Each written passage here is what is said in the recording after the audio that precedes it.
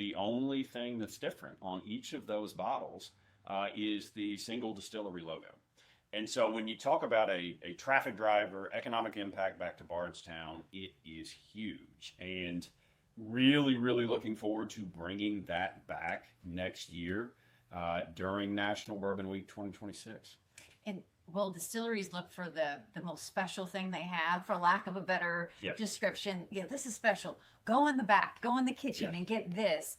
And that is the bourbon collection they present on behalf of Heaven Hill or Maker's Mark. Correct. Yeah, That has to be like a collector item. It is. It is. And they sell out like that. We have people that come in from all over the country seeking these bottles. And yes, the distilleries do their part in pulling some of their absolute best juice and holding that back for future years. So they do their part there. And I remember 2 years ago driving past Heaven Hill, and I was just checking in on things at 6 in the morning, and there were 300 people in line outside, just waiting for that bottle drop. So it's really cool. I credit Visit Bardstown with really driving that program and turning that into a true kind of worldwide phenomenon. A big part of the events during National Bourbon Week, every distillery, probably, I'd say almost all of them, have something related to education. Mm-hmm. What are those educational components, and why did you all see a need to kind of add that into the week? And did the consumer drive that they Right. want to learn more?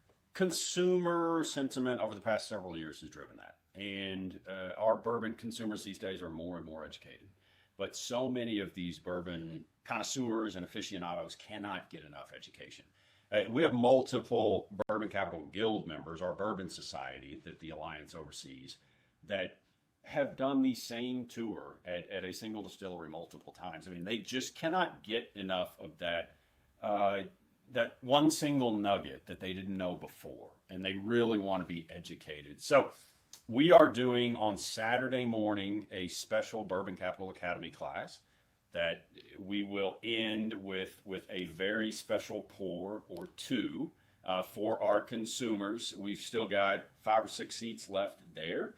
And then throughout the week, our distilleries are honing in on education up in the Brindiamo Penthouse, which is a space that we oversee in conjunction with Kentucky Bourbon Festival, but also multiple distillery events on site at their distilleries. So I credit our partner distilleries with really building some incredible educational opportunities for our consumers. You're also hosting kind of the signature new event of the week with this bourbon mashup.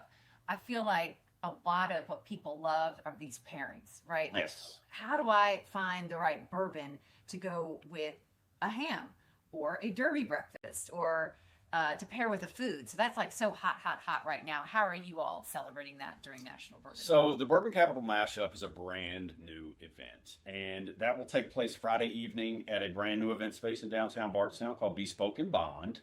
Absolutely stunning event space. And the second location of Neat Bourbon Bar, which has won worldwide awards over in Louisville, their second location is now in downtown Bardstown in the front of that building. So what we're doing, we're bringing together my 9 partner distilleries. We are pairing them either with their internal culinary team, or for 5 of them, pairing them with local chefs or bakeries to construct a bite of food for our ticketed guests that works well with one of their pours. So our distilleries will be there pouring some of their absolute best